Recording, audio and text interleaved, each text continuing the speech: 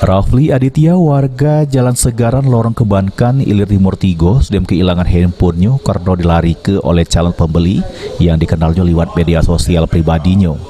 Kejadian itu dewek bermula dari korban yang sudah posting ke handphonenya di media sosial buat dijajoke, sehingga ada wong yang galak sama handphone korban.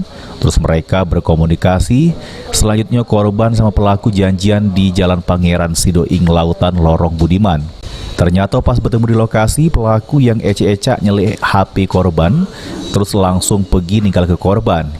Atas kejadian tersebut, korban yang mengalami kerugian sebesar 2 juta rupiah bikin pengaduan di Polrestabes Palembang.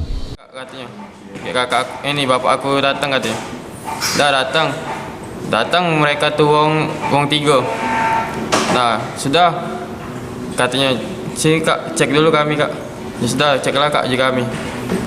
Cekan bertiga itu. Nah yang sikok tadi berlari beli rokok alasannya tadi. HP itu di mana? Masih di situ? Masih terus? belum kejadian. Selanjutnya langsung kejadian cak mana? Nah dia yang kakak yang bontet rambut pirang ini katanya, nah dek katanya, tunjuki bini aku dulu, tunjuki. Jika kami suruh sini baik kak, bini kakak lagi ngisi, bini kakak katanya.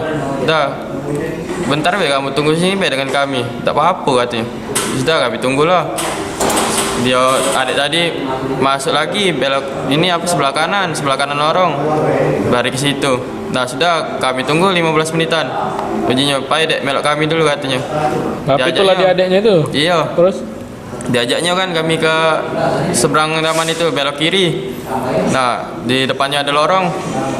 Dia langsung bebas berlari. Kami tadi tak ngiraukannya HP tadi tuh. Soalnya kesian motor kami juga cak mana jadi hilang HP itu. Iya. Untuk selanjutnya, pengaduan korban ini bakal diproses lebih lanjut oleh pihak Reskrim Polrestabes Palembang.